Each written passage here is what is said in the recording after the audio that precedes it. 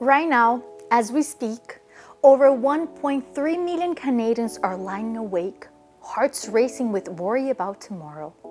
Another 5.2% of our population, that's nearly 2 million people, are battling generalized anxiety disorder every single day. Among our young women aged 15 to 24, the numbers are even more staggering. 11.9% are struggling with anxiety that feels impossible to escape. If you're watching this and that racing heart, those spiraling thoughts, that crushing weight in your chest feels familiar, you're not alone. With mental health in Canada now 3 times worse than it was before the pandemic, and 2.5 million of us unable to access the mental health care we desperately need, the search for peace has never felt more urgent. I am your host, and for the next hour, we're going to journey together toward the peace that's been waiting for you all along. This is Beyond the Surface, where there's always more to life than what meets the eye.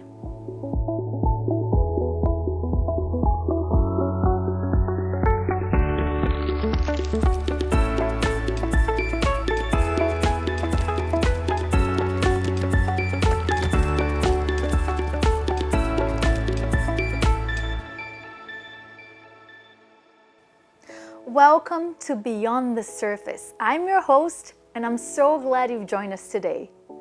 In a world where we're constantly told to put on a brave face, to have it all together, and to keep our struggles hidden beneath a polished exterior, we believe there's a different way to live. We believe that true healing, real peace, and lasting hope are not found in pretending everything is fine. They're discovered when we're brave enough to go beyond the surface. Here on Hope Channel Canada, we know that there's more to life than what meets the eye, and that's exactly what this show is all about. Each week, we'll be diving deep into the real issues that matter to Canadians like you: mental health, relationships, purpose, faith, and the everyday challenges that shape our lives. You'll hear from everyday Canadians who've discovered that their greatest struggles became the doorway to their greatest breakthroughs. We'll explore timeless biblical wisdom that speaks directly to modern challenges. And together, we'll discover that beneath the surface of every story, every struggle, and every season of life, God is always at work. One of the most common burdens today is anxiety. Over 13% of Canadians will experience generalized anxiety disorder, with rates even higher among youth, especially young women. Since the pandemic, nearly 1 in 4 Canadians has screened positive for anxiety or depression. Behind these numbers are real people with real struggles. Perhaps you can relate: restless nights, racing thoughts, constant unease. Anxiety touches our work, relationships, health, and spiritual well-being. If you felt this, know you're not alone and that peace is totally possible. In this episode, I'm honored to welcome Dr. Daniel Saugh to discuss faith-driven ways to find calm and resilience. Together, we'll explore practical strategies and spiritual insights for living beyond anxiety. Later on, Pam and Mike Tucker will join us, bringing decades of experience in counseling, ministry, offering wisdom and encouragement for anyone seeking hope. And now it's my pleasure to welcome Dr. Daniel Saugh to the very first episode of Beyond the Surface. Thank you so much for joining us, Dr. Saugh. Thank you so much, Rebecca. It's a pleasure to be here. And we really want to hear about you. Tell me about your story. Where do you come from, your upbringing? Well, as someone asked the question, where do you come from? And the running joke is, I came from my mother's womb. I love that. But, I was born and grew up in Toronto, Ontario, Canada. And so it's been a privilege to be here, to grow up in this environment. I've seen so many changes. It was, primarily an urban environment. And I went to public school at first. And then my parents said, hey, you know what? we want him to have some good influence and morals, so let's send him to a Christian school academy. So I essentially grew up in Toronto and went through high school in Toronto, a school called Crawford Adventist Academy, and then I went on to York University to do pre-med studies because I wanted to be a doctor. And I took 4 years of health sciences. And in that last year, it was as if God was calling me to do something else. And so So I could you tell didn't more. become a doctor. No. I know that, but I would love to hear, share with everybody your Yes, background. sure. Long story short, so as I was preparing for medical school and public health school, the Lord was just impressing me through different circumstances. For example, I was asked to serve as a youth pastor at the Toronto Korean church, and that was almost like the preparation ground, like the platform. I made a commitment for 1 year. 1 year turned into 3.5 years, and the confirmation and conviction came stronger. And so I refused. I actually declined offers to go to graduate school and med school, and I actually pursued a course of studies in the seminary at Andrews University in Berrien Springs, Michigan, to become a pastor, a minister.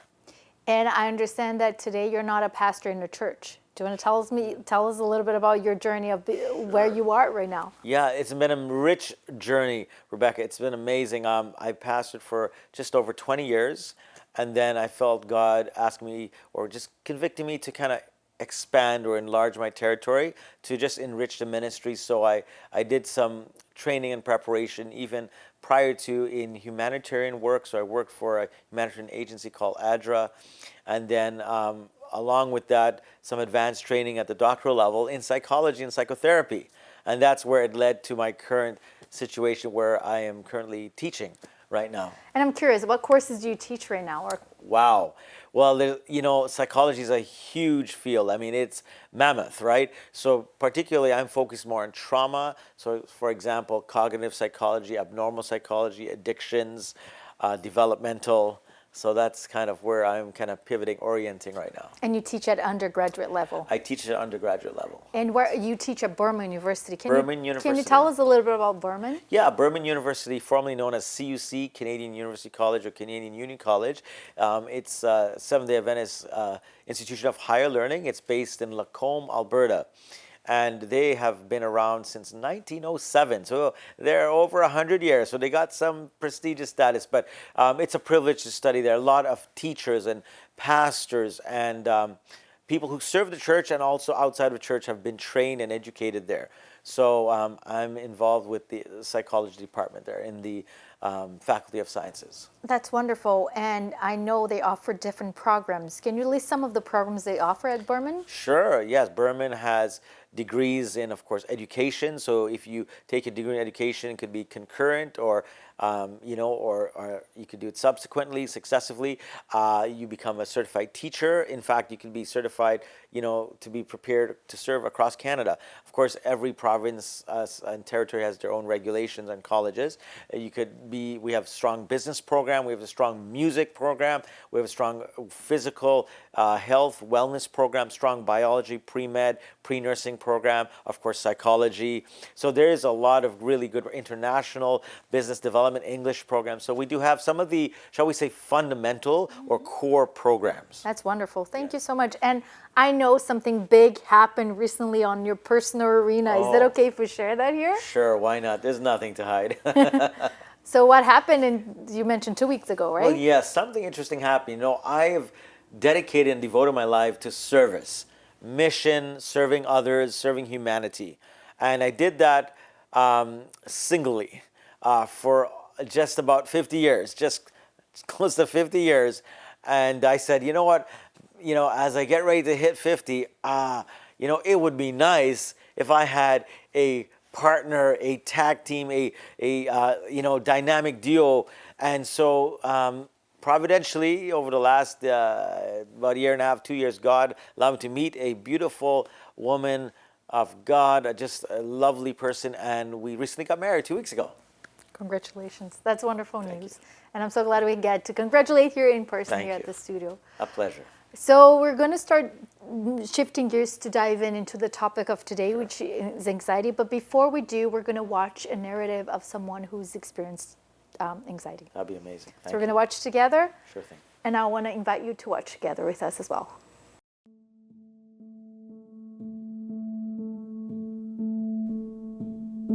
Tomorrow is her first day of school. I should be happy, but my mind just keeps asking, will she be okay without me?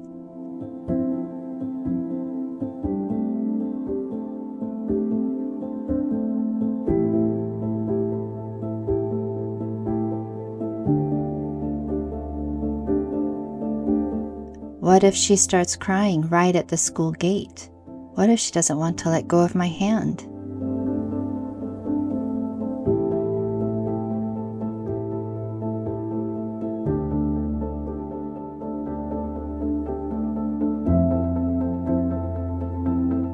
I know this moment is important, but I feel suffocated.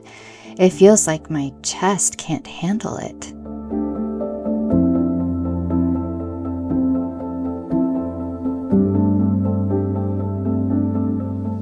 Will they take care of her properly? Will they remember snack time? Will they notice if she gets sad? What if she doesn't want to eat? What if she can't ask to go to the bathroom?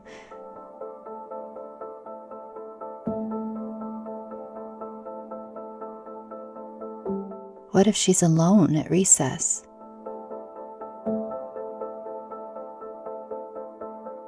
My heart is pounding. My hands are numb. Why do I feel like this? I try to calm myself.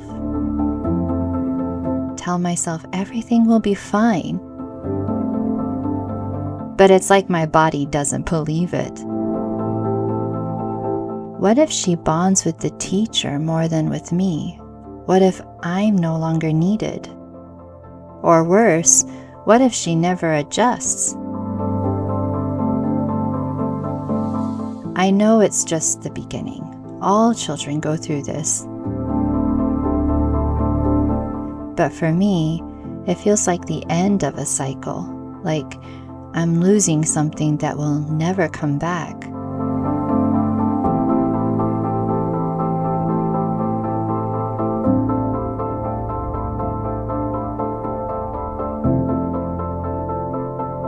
My heart feels like it will jump out of my chest.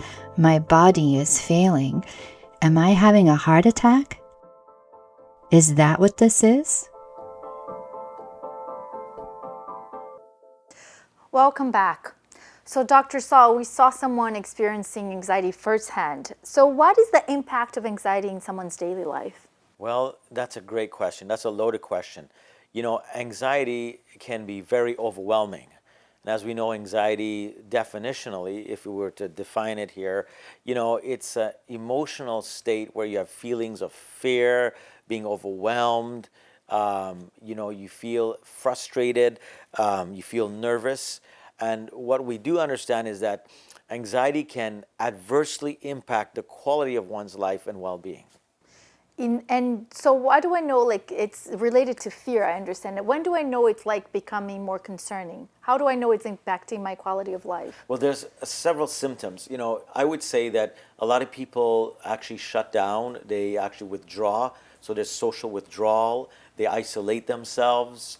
They, of course, become very apprehensive, very, as I said, fidgety, restless, nervous. You begin to see changes. So there's these psychosomatic symptoms that take place. So physical sensations, not only just psychological or mentally, but it does affect them both because they work in tandem with each other.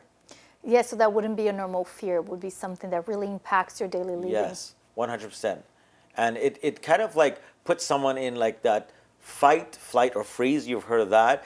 It almost paralyzes someone. In fact, it may cause inaction. Someone becomes inert, like they're not able to function normally. Like, for example, you know, even simply to say pick up a glass of water or a cup of tea or something, they feel it's most difficult to do so. And it's right before them.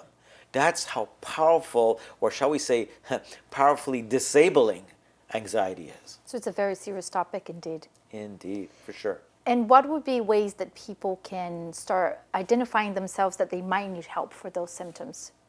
Well, some of the ways is realizing that their quality of life is impacted, their functionality has, been changed. They're not, able to function in the way they used to, where people, would rely on them, depend on them, right? They're calling them, they can't find them, or they're not picking up, or they're not responsive. So you're going to begin to see changes not only in their thinking, but also their behaviors that correspond, because everything begins in the mind. So the quality of thoughts lead to certain feelings or emotions that are evoked, and those emotions evoke, induce, or actually generate a type of behavior, right?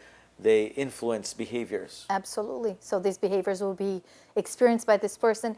And what would be like treatments that could help someone with anxiety, for example? Well, there's several treatments out there. Of course, you have people who have severe anxiety would, of course, consult with their physician, and they would be referred to, not only just a psychologist, but a psychiatrist, where the psychiatrist would prescribe certain medications depending on how advanced the anxiety is. There are also non-medical interventions. So we say, non-invasive treatments, instead of using medication and all that. So people could use talk therapy, you have logo or psychotherapy. There's also techniques such as progressive muscle relaxation, deep breathing, meditation. Some people do yoga. So there is a complement of interventions, psychotherapeutic interventions that are very helpful in managing anxiety and hopefully getting control where someone can regulate their anxiety as opposed to it managing them. Regulating it. I think that's an interesting point, because it sounds to me that if the person doesn't regulate, the anxiety might take over. Can you walk us through a scenario of someone who may experiencing symptoms but is reluctant to look for help, maybe? Yeah, sometimes a lot of people are, shall I say, embarrassed by the fact that they have anxiety, and it might affect their performance or how they relate to people or even at work. So they tend to mask it, they hide it, they may self-medicate, and it might be in a destructive or harmful way.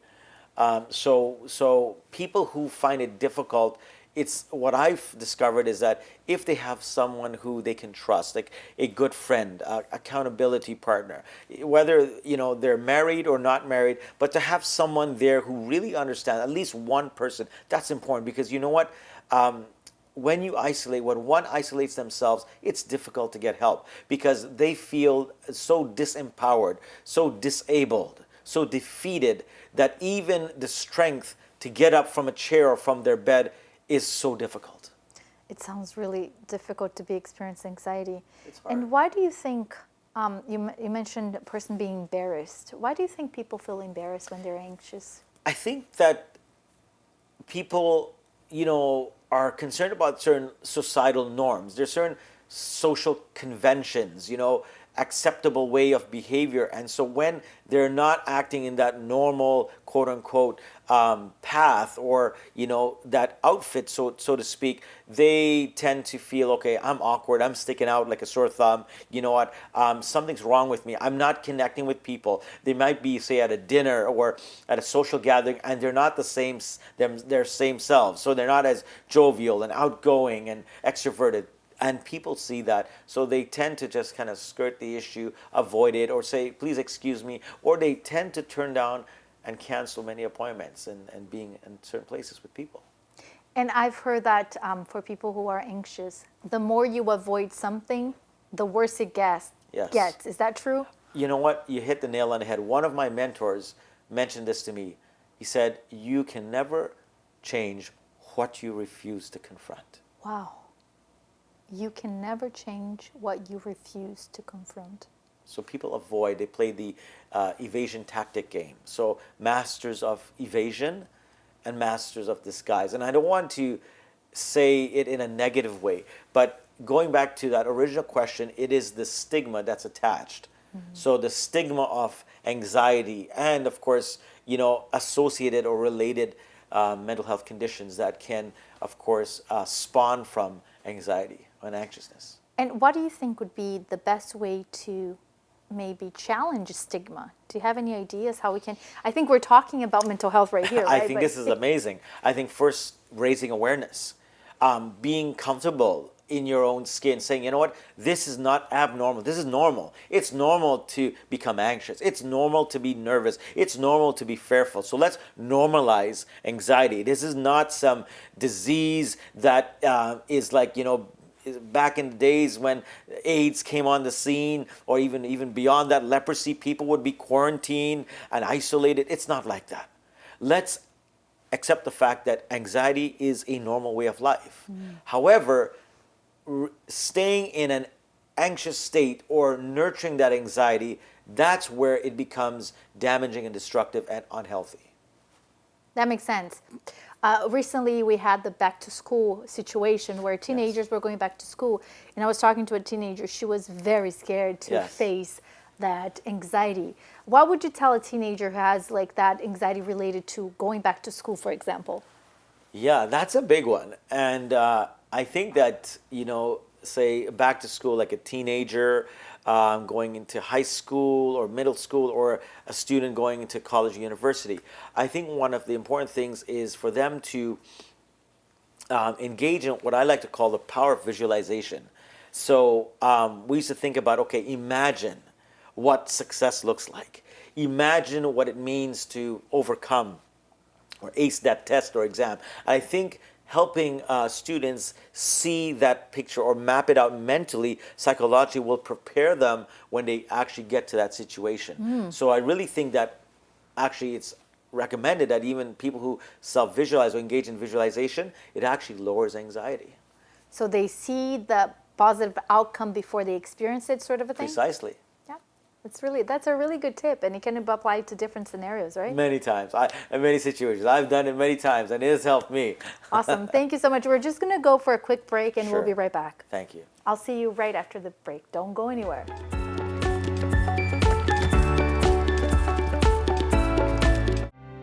Discover unshakable hope beyond the chaos.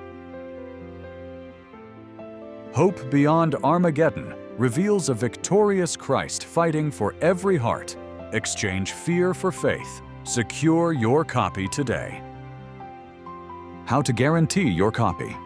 Call toll-free 1-855-4-HOPE-TV, 1-855-446-7388. Speak with a friendly representative to reserve your copy instantly. Visit online agentsofhope.ca. Secure your book through our easy-to-use website, available anytime. Send an email, agentsofhope@hopetv.ca. Request your copy or ask questions directly through email. Write to us. Send your request by mail. 1148 King Street East, Oshawa, Ontario, L1H1H8. We're here to help you get your copy.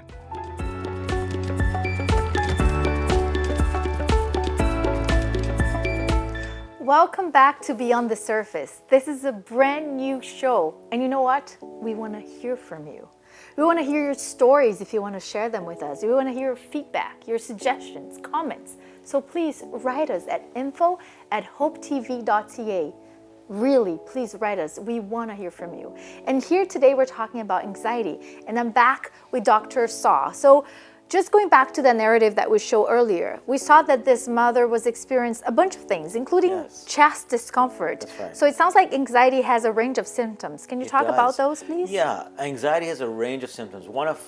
First of which is someone might experience something called panic attack, as we know. And panic attack can mimic something that's related to a heart attack, like heart condition. So you start having palpitation, rapid heartbeat. You start sweating.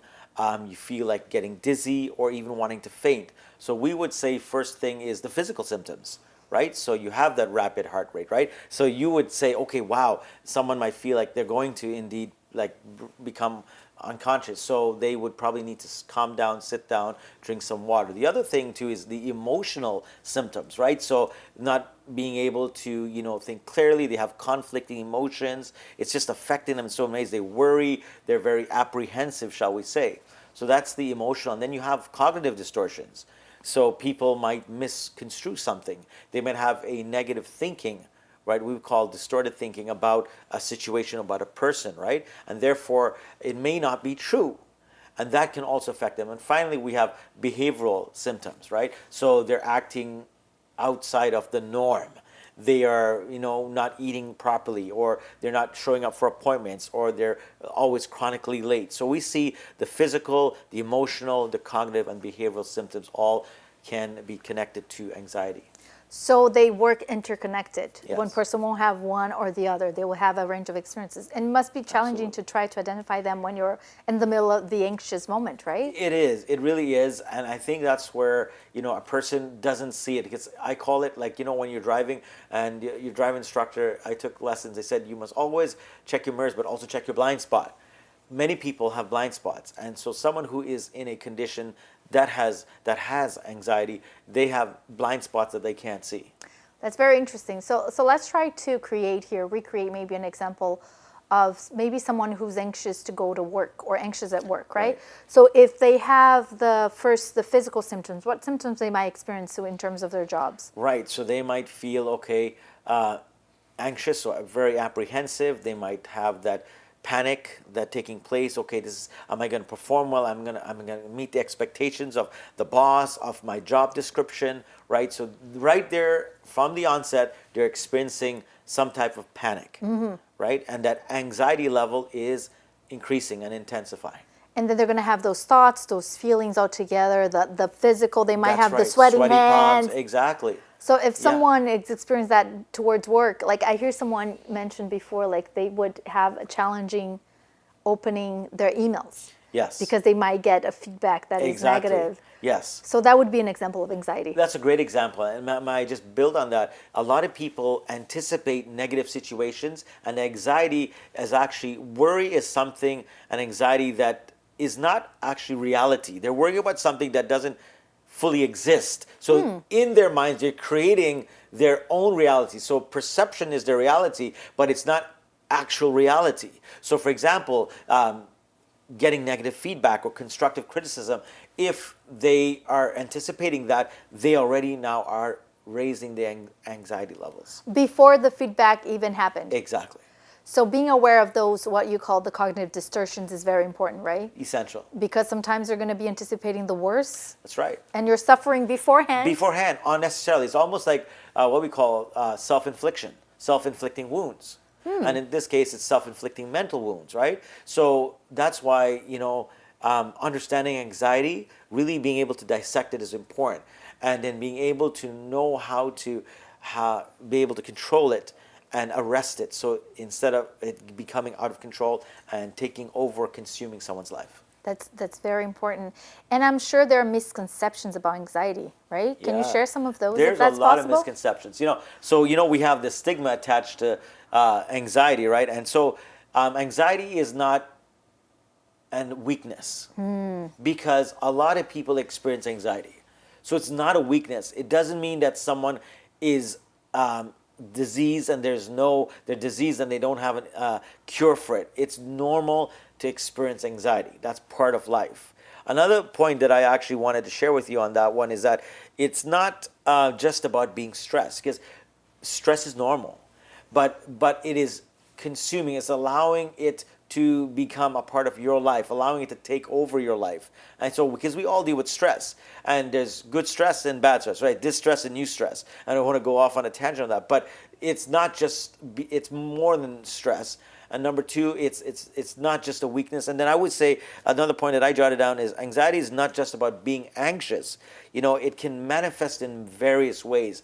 And it does, as I say, impact adversely the quality of one's life and disrupts their life. I see anxiety as a disruptor. It's very interesting. You said anxiety is not only anxiety itself, right? Yeah. Do you mind expanding a little bit on that? Yeah, because it has to do with different situations, right? And how we manage situations, how we actually work with people. So a situation can cause anxiety. A certain person or people can cause anxiety. So if someone maybe is a boss or if there's power dynamics or differentials, that can cause anxiety. The pace of environment. So if it's a fast-paced work environment, that alone causes anxiety, right? The urge and pressure to perform and to produce and to have certain outputs. So what happens is people then yield to these external situations or factors, or shall we say circumstances, that now invade their life, and that's when the anxiety kicks in and it notches up with each external contributing factor. So when you're going through that idea of, let me look at myself, if I might experience anxiety right now, there might be lots of different things going on for you that will lead to you understanding, oh, this is what's going on. And then it sounds to me that you actually need to take a step back and look at what's going on in your life to really understand what's causing you to feel anxious. I like what you just said. Actually taking a step back is so important. So I would say, you know how with parents, they will tell their child or playing a game, time out. You got to do a timeout. You got to slow it down. You got to actually hit the pause button. Take a deep breath. Several deep breaths. Close your eyes. The moment you actually do that, there's science that shows, research studies show that actually if we pause, take some time out, take a deep breath, it actually begins to down-regulate our anxiety. So it begins to actually help it to be in a more manageable state. And taking, shall we say, time out or a step back allows us to reflect and to think more clearly, to address a lot of the cognitive distortions, because anxiety begins in the mind. It is a state of mind. It's an emotional state of mind, but also a cognitive state. So if our emotions are, flayed, or if they are filled with fear, they're going to affect our thoughts, and vice versa. Yeah, that makes so much sense. And we've been talking about, like you mentioned, we were talking about it's not weakness, right? There's misconceptions, right? Misconceptions, yeah. And I think we talked a little bit about stigma, and we talked about information and raising awareness. But I know like people would sometimes need a little bit more support in that way. And I really appreciate how you said anxiety is not a weakness, right? Why do you think people think that? Yes, and I think that goes without saying for even mental health in general, depression, and other mental health related conditions. But why I said that is anxiety is not a weakness, is that is firstly the truth, because we all have experienced anxiety in some way, shape, or form. And if we haven't, well, I would say just keep on living. It's coming, right? But anxiety is a part of life. It's just a normal part of life. And how we address and how we approach it and how we manage it is the key to our success, and not allowing it to overwhelm us. That's awesome, because I think sometimes we need just to take the time, if we're in a safe environment, to tell a little bit of our stories. That's right? People can connect with that. So when you're here, a man, right, who has studied so many different topics and now is in the field of psychology, saying is not a weakness. You're empowering other men, other people to say, let me face that. Maybe I have something that I need to work on. I believe so.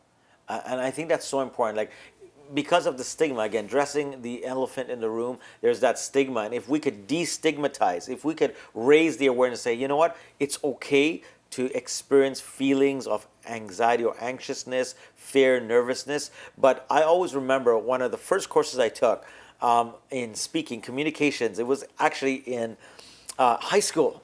My English teacher said this, never forget this: you might be nervous when you're presenting publicly, but remember, nervousness is an energy. If you could channel that and harness that energy and redirect it, reroute it into focusing on your presentation, you'll be effective. I'll never forget that. And I think about that in a larger sense, in a real sense, with anxiety.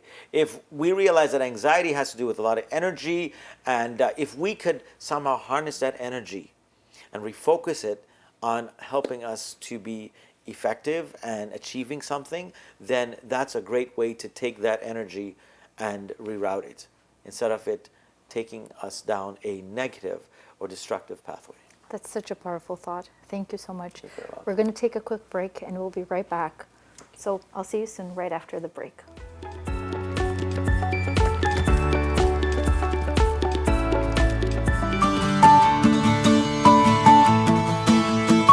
In a Canada facing uncertainty, We believe there's more to life. from mental health to faith journeys,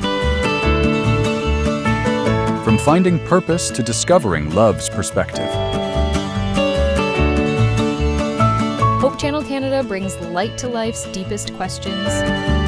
Because there's more to your story. Hope Channel Canada, there's more to life. Visit hopetv.ca.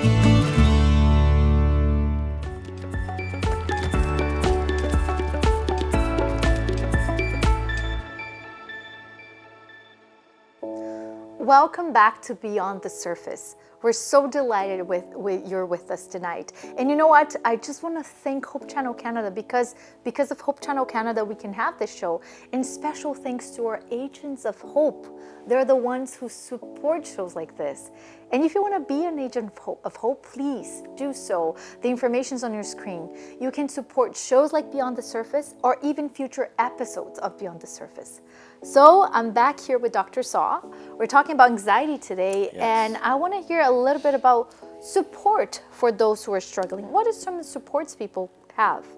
Great question. I think that's so important for people to have what I call it wraparound support, right? And that's sometimes that's used in, of course, the therapy, counseling world. So number one, professional help.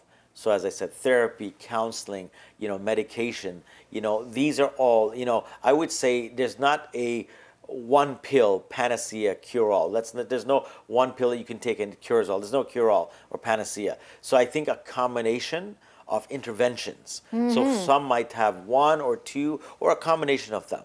That's very important. And before you move to the next Sure. support, I know there are a lot of people who are reluctant to take medication. Yeah. Do you have any word of advice for those who don't want to take medication at all but are really struggling with anxiety? Sure. And I'll just say this just for the record, for our audience, a mini disclaimer. I'm not a medical doctor. I'm trained as a psychologist, psychotherapist.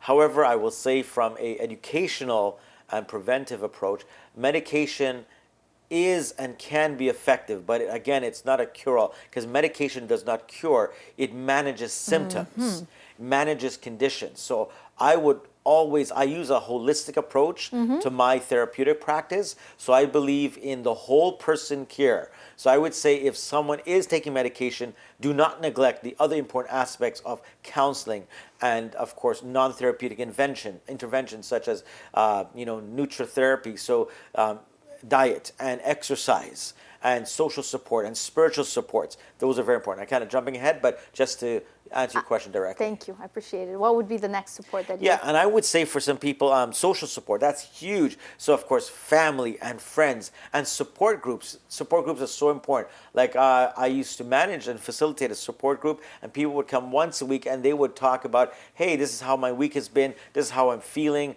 They would actually put it on a board and draw emoticons, and it was just powerful. People had an opportunity, an outlet to express themselves.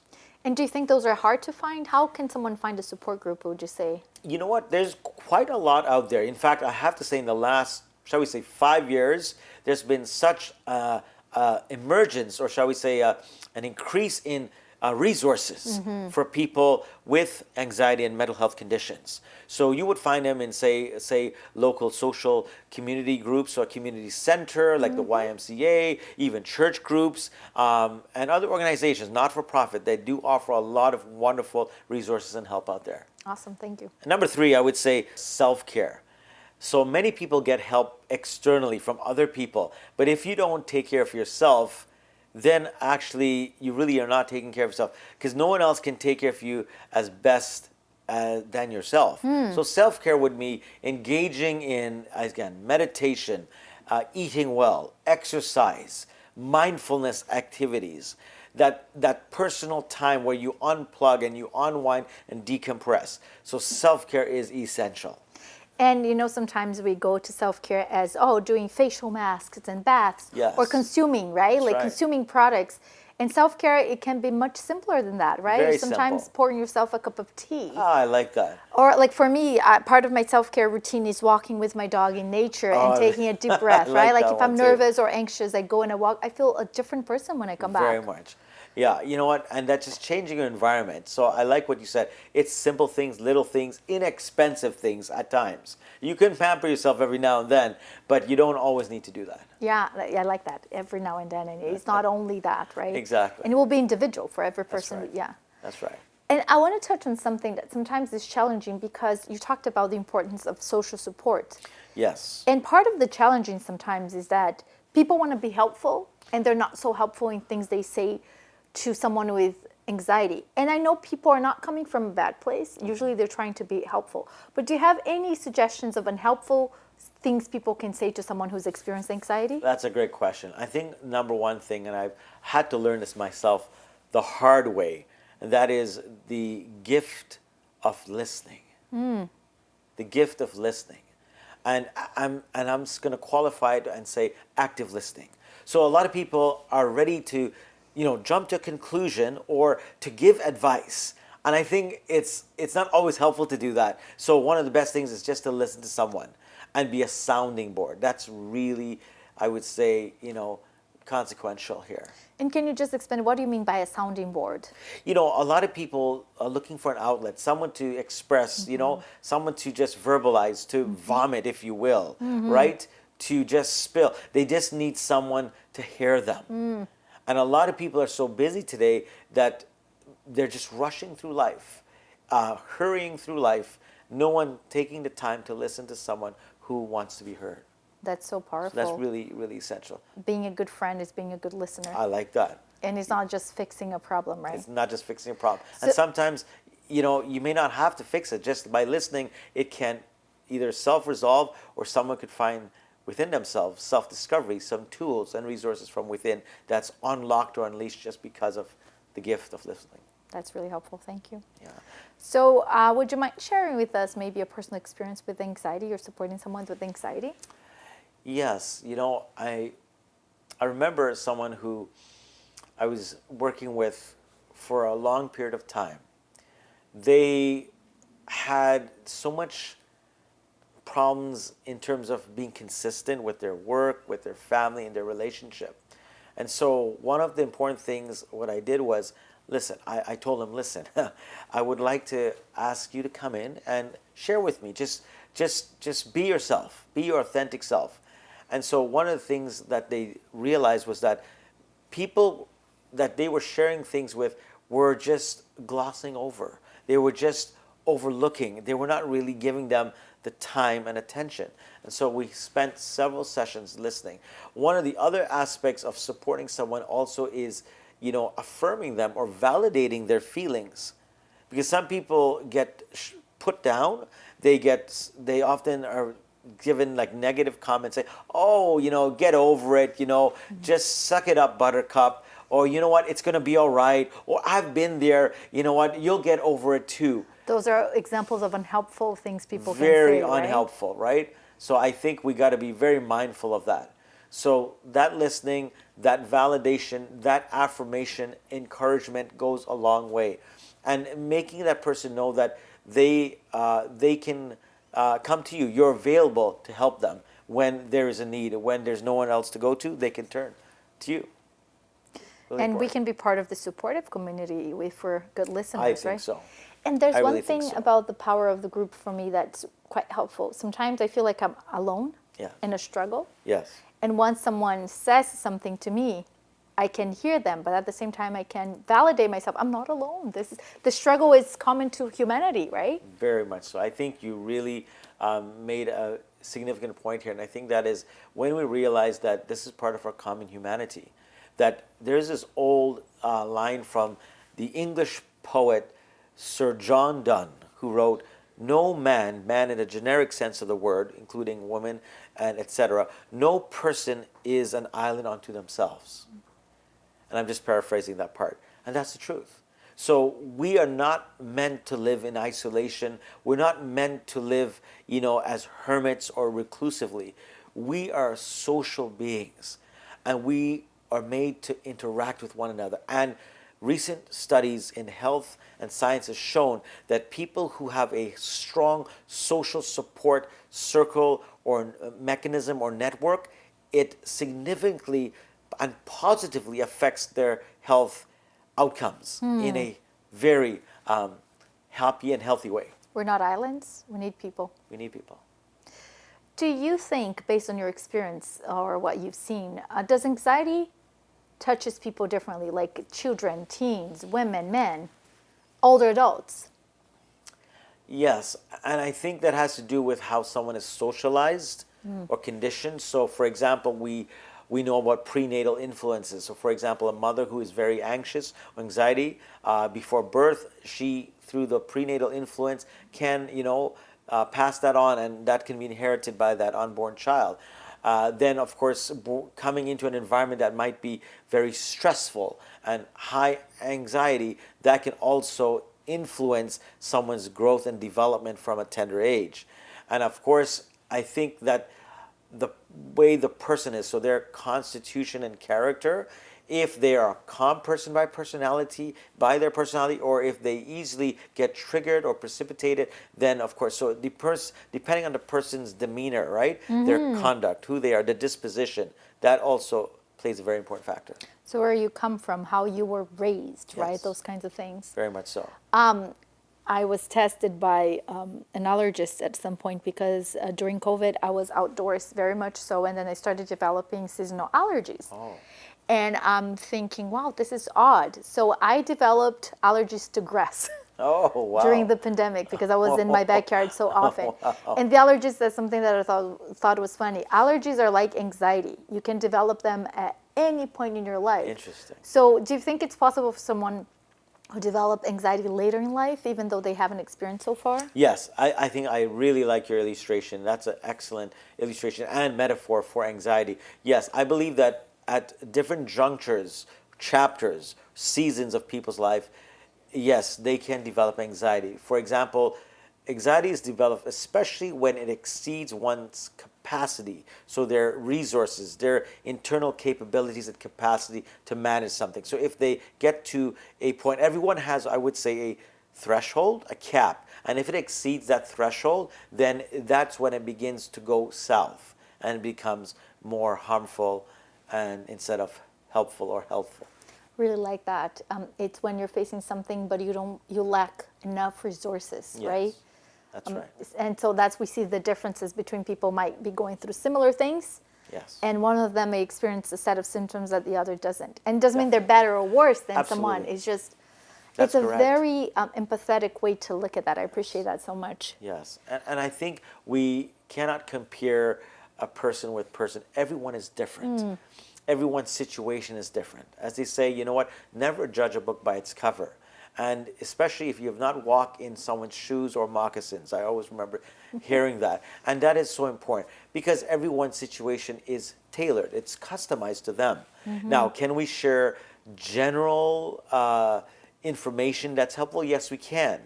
And we can say, well, my experience was this. Maybe you might find it helpful. Or this is what I did to cope. Or these are the resources I tapped into. And I think that's important to help people know that they're not alone, that there are resources out there. There are people who have gone through similar or related situations so they can actually identify and relate to them. That's with them. incredible. And I hope that we're creating the space here for people to connect and understand that they're not alone and we don't need to feel worse or better, like we're together, right? We're trying to support each other. Yeah. I like what you said, creating a safe space, a healthy space, an environment that people feel welcomed and that when they enter into that environment, they don't feel the anxiety, rising, right? They don't feel that, oh, it's going up, it's dialing up, right? We want to help people kind of pare down, right? And really, as I used that word before, down-regulate. How can you help that person to come into the state where they feel at peace?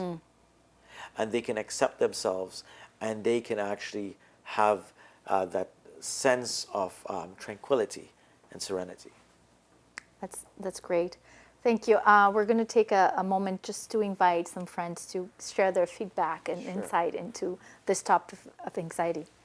So I want to invite Pam and Mike Tucker to share their perspectives, their thoughts on anxiety for the show today. In 2019, I had the privilege of staying with my father in the hospital in his last week of life. And one of the things that we discussed as he woke up once in the middle of the night was, what would heaven be like? And he was worried that his mother wouldn't be there.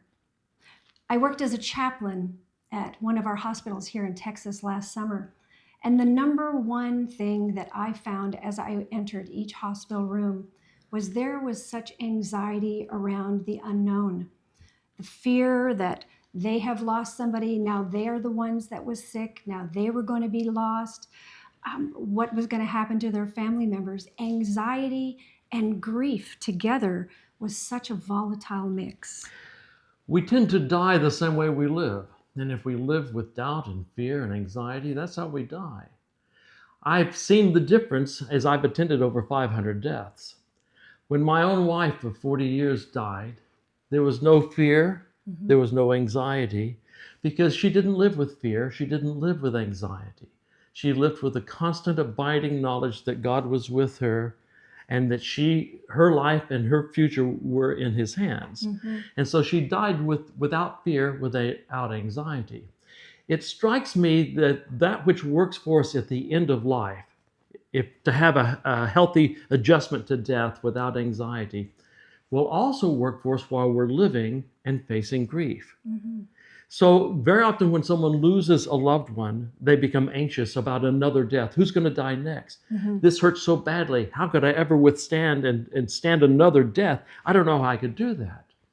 However, if our hands is in the hand of Jesus, that will work for us when it comes to grieving a loss. We can say, I trust you. I don't know what the future has. I don't know if someone else is going to die. I don't know what's in store for tomorrow, but this much I know. The one who's in charge has me in his hand, and that's going to see me through. If you're grieving someone and it's filled you with anxiety, with a fear of the future, my advice to you is put your hand in his. Trust him. He's got this. No amount of anxiety is going to change anything for your future. So hang on to him, and he will get you through. He knows what's coming. You don't. So trust him. Thank you so much, Pam and Mike, for sharing your insights. And if you're watching and you would like to share your story with us, if there's anything you want to tell us, please write us at info@hopetv.ca. We want to hear your stories. We want to hear your comments. If you want us to talk about anything specific in future episodes, we would love to hear from you. And now I'm back here with Dr. Saugh. So we've been talking about anxiety, and I know you have a vast experience in pastoral ministry. What would you say that the scripture or the Bible, that integration of faith and anxiety can be helpful? Yes, thank you for bringing that up. And I think a lot of people I want to say for our viewers and those who are listening that, this has nothing to do with, say, religion. This has to do with a very important component of humanity, and that is we have a physical and an emotional, cognitive, social dimension, but we also have a spiritual dimension and component. And so from a biblical worldview, which of course I was immersed in and grew up in, I could share with you some powerful things. In fact, there's a lot of studies coming out from Harvard University and Duke University, which actually I had the privilege of attending summer schools for, and successfully completing their program. And I have to tell you, I'm just tapping on some of those resources. They found that people who contemplate God, have faith, have better coping capacity skills in terms of dealing with anxiety. Because what happens is, thinking about someone who's greater and beyond you allows you to lean or to depend on, to go to that as a great resource. So that even the thought of it, that you're not alone, and that you can come to this person, whether we call this person God, the divine, your heavenly Father, which I call, our Lord Jesus. These are very important assurances that someone can have, and it brings a sense of peace. In fact, there's a powerful scriptural reference. I call it a scriptural prescription, if I can share with you, found in 1 Peter 5, verse 7. May I read it for you? Please do. I want to read it for you and our audience. It's found in 1 Peter 5, verse 7, and I'm reading from the Amplified Version, and I love this version. It says this: casting all your cares all your anxieties, all your worries, all of your concerns once and for all on Him, for He cares about you with deepest affection and watches over you very carefully. I love that. That is so peaceful. Even just reading it brought calm to my own spirit. Exactly. Like as I was listening to reading this passage, like I felt a little bit lighter. Yes. So in fact, God invites us to bring it, give it to Him. God has big hands, He has big shoulders, and we can give it to Him. And we could also learn to lean on His big arms and shoulders, His arms of love, because He is there for us 24/7. And faith has a role for those who want to tap into that, It to sure experience, does. to help them navigate. Have you seen people in your ministry experiencing relief of anxiety as they went through scripture or spiritual walk? Yes, absolutely. I've seen people who came anxious and after a prayer, because they found in studies from Duke and Harvard and other schools, but primarily these Ivy League schools, that prayer is therapeutic, even engaging in worship, so with other people. That are singing songs. So songs, music is very therapeutic, as we know. And then, of course, the social connection and support. So all of that can be found when you actually engage in some type of religious experience or with others. And so you're getting multiple benefits in one place. That's so that amazing? interesting. Yes, it's amazing. And I know that sometimes people in spiritual dimension don't offer the best advice. They say, pray more or do this more and you feel better. Do you have any word Yes. of advice for those kinds of suggestions? Sure. I call those people spiritualizers. Beware of people who spiritualize everything. In fact, I think I was one of those, many years ago.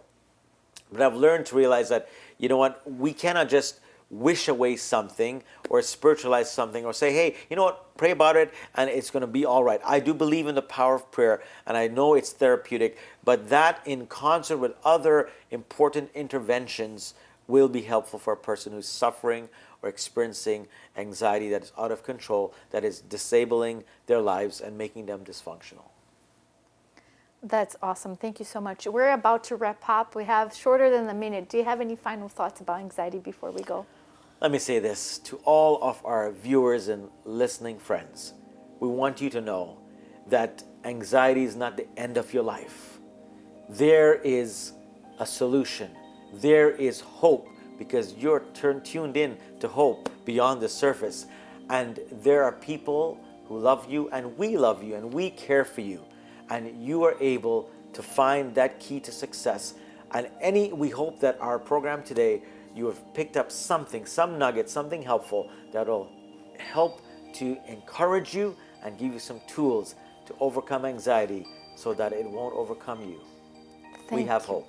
That's wonderful. Thank you so much, Dr. Saugh. It was wonderful to have you here discussing such a wonderful way anxiety and possibilities of living a better life despite being anxious. I want to thank you. You're very welcome. And I want to thank you so much for watching with us.